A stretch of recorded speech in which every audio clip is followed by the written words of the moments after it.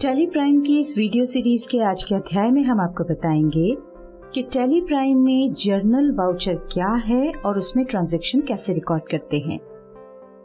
इसके पहले वाली वीडियो में हमने आपको क्रेडिट नोट वाउचर क्या है और उसमें सेल्स रिटर्न के ट्रांजैक्शन कैसे रिकॉर्ड करते हैं ये बताया था, और आज आप जानेंगे जर्नल वाउचर के बारे में। यहाँ आपको एक कंफ्यूजन हो सकता है जिसे हम पहले ही दूर कर देते हैं। हमने आपको मैनुअल अकाउंटिंग में बताया था कि जितने भी ट्रांजैक्शंस होते हैं उन्हें जर्नल में रिकॉर्ड किया जाता है, या सरल शब्दों में कह सकते हैं जर्नल एक पुस्तक के रूप में होती है जिसमें सभी ट्रांजैक्शन तिथिवार और क्रमानुसार रिकॉर्ड किए जाते हैं।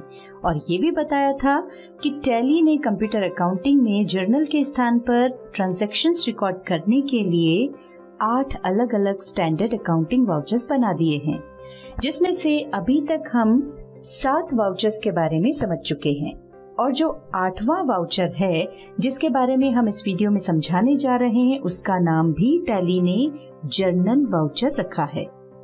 यहाँ हमारा कहने का मतलब ये है कि मैनुअल अकाउंटिंग में जो जर्नल होता है टैली ने उसे 8 वाउचर्स में बांट दिया है, और उसका जो 8वां वाउचर है उसका नाम भी जर्नल वाउचर है।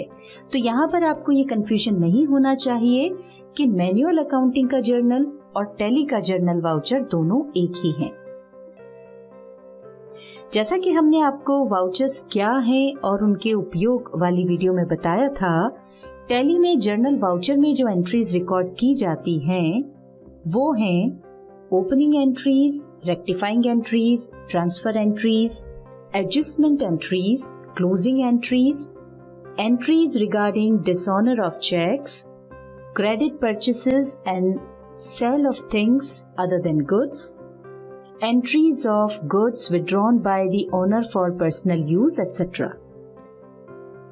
अभी सरल भाषा में इतना समझ लीजिए कि जिन ट्रांजैक्शंस को हम टैली की इस वीडियो सीरीज में पहले बताए गए 7 वाउचर्स में से किसी भी वाउचर में रिकॉर्ड नहीं कर पाते हैं उन्हें जर्नल वाउचर में रिकॉर्ड किया जाता है। यहाँ आपको एक बात और बता दें कि इस वाउचर में एडजस्टमेंट एंट्रीज की जाती हैं, इसलिए इसे एडजस्टमेंट वाउचर भी कहा जाता है। अभी हम आपको इस वीडियो में कुछ सरल एंट्रीज बता रहे हैं, बाकी सभी एंट्रीज आगे हम आपको जर्नल वाउचर के एडवांस पार्ट में बताएंगे, क्योंकि इसके पहले हमें बहुत सी अन्य बातों की जानकारी होना भी आवश्यक है।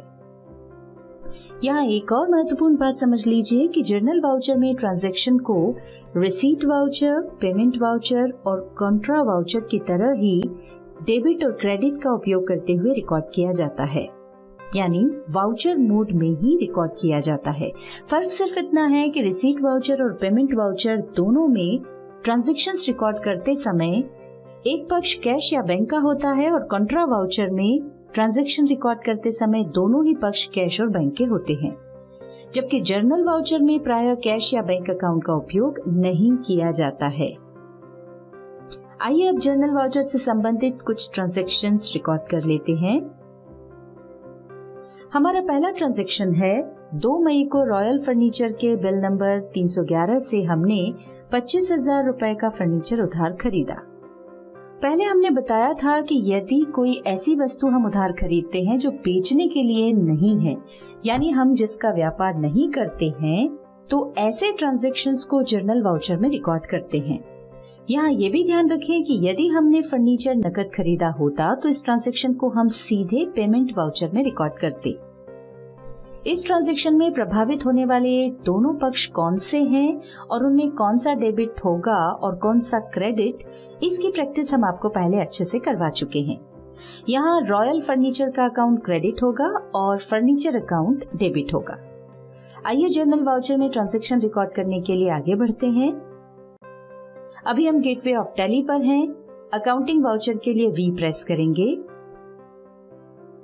यहाँ जर्नल वाउचर की शॉर्टकट की है F7, हम इसे प्रेस कर रहे हैं।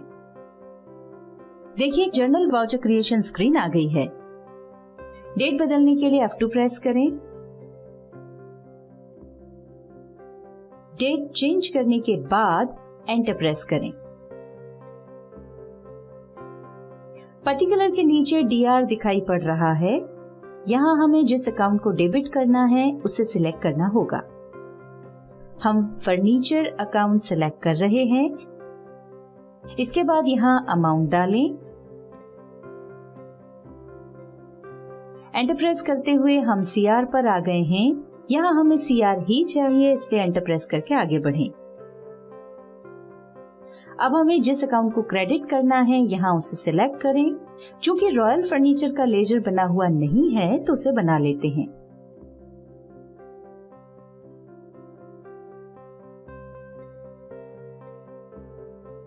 ध्यान रखें, इसका लेजर सन्ड्री क्रेडिटर्स ग्रुप में बनेगा। उसका कारण ये है कि ये भी हमारी देनदारी है। देखिए CR में रॉयल फर्नीचर का नाम आ रहा है, साथ ही क्रेडिट में अमाउंट भी आ गया है। यहाँ इसका नरेशन टाइप करें।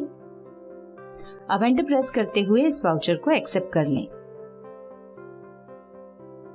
दूसरा ट्रांजैक्शन है, हमें अशोक ट्रेडर्स से कमीशन का 5,000 रुपए का ICICI बैंक का जो चेक 1 मई 2020 को प्राप्त हुआ था, जिसे हमने स्टेट बैंक ऑफ इंडिया में जमा किया था, वो चेक 31 मई को बैंक से डिसऑनर होकर यानी बाउंस होकर वापस आ गया। इस ट्रांजैक्शन को ध्यान से देखें। इस तरह का ट्रांजैक्शन न तो पेमेंट है, न रिसीट है, न परचेज है और न ही सेल। और जैसा कि हमने आपको बताया था कि जो ट्रांजैक्शन किसी वाउचर में रिकॉर्ड नहीं होता उसे जर्नल में रिकॉर्ड करते हैं। सबसे पहले F2 की प्रेस करके तारीख बदल लें।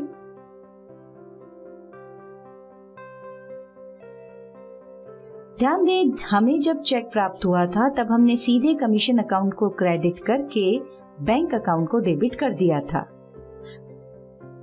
पर यहाँ हम कमीशन अकाउंट को डेबिट न करते हुए सीधे उस पार्टी के अकाउंट को डेबिट करेंगे जिसने हमें चेक दिया था, क्योंकि हम कमीशन वापस नहीं कर रहे हैं। कमीशन तो हमें लेना ही है, अब हमें ये अमाउंट उस पार्टी से लेना है, इसलिए यहाँ हम उस पार्टी को डेबिट कर रहे हैं। अब यहाँ पर अमाउंट डाल दें। अब आगे देखते हैं, जब हमें चेक प्राप्त हुआ था तो हमने उसे बैंक में जमा किया था और ट्रांजैक्शन रिकॉर्ड करते समय बैंक के अकाउंट को डेबिट किया था, और अब बैंक ने हमें वो चेक वापस दे दिया है तो हमें बैंक अकाउंट को क्रेडिट करना होगा। यानी हमारा ये ट्रांजैक्शन इस तरह से रिकॉर्ड होना है।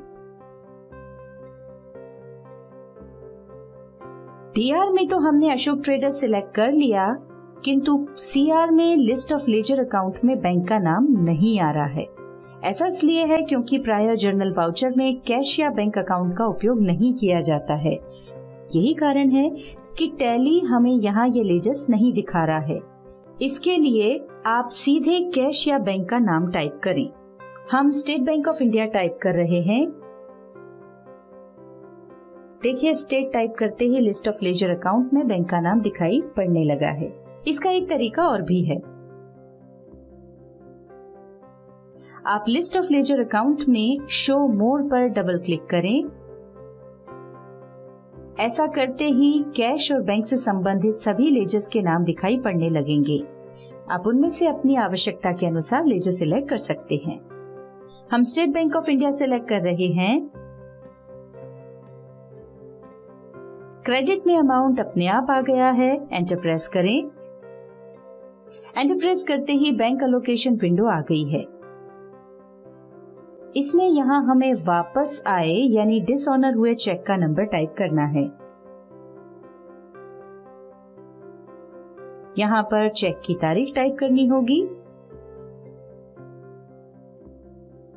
अंत में नरेशन टाइप करें और अब इस वाउचर को एक्सेप्ट कर लें। आइए आपको जर्नल में रिकॉर्ड होने वाले कुछ ट्रांजैक्शंस और बता देते हैं।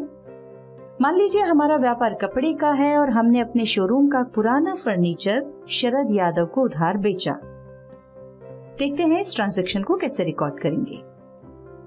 इस ट्रांजैक्शन को देखने से ही पता चल रहा है कि इसमें सेल की गई है, पर जैसा कि हमने आपको पहले ही बताया, हम जिन वस्तुओं का व्यापार करते हैं उनके अलावा अन्य कोई सामान बेचते हैं यानी सेल करते हैं तो इस तरह के ट्रांजैक्शन को सेल्स वाउचर में रिकॉर्ड नहीं किया जा सकता है। उसके स्थान पर यदि हम इस तरह का कोई सामान नगद बेचते हैं तो उसे डायरेक्टली रिसीट वाउचर में रिकॉर्ड किया जाता है, और यदि उधार बेचते हैं तो उसे हम जर्नल वाउचर में ही रिकॉर्ड करते हैं। एक और ट्रांजैक्शन देखते हैं। मान लीजिए हमने सुधीर दुबे को 50,000 रुपए उधार दिए थे, जिसका ब्याज 1,000 रुपए हमें उससे लेना है। तो देखते हैं इस ट्रांजैक्शन को कैसे रिकॉर्ड करेंगे। यहाँ ध्यान रखें कि हमें ब्याज प्राप्त नहीं हुआ है, सिर्फ हमें लेना है, इसलिए उसका प्रोविजन कर रहे हैं।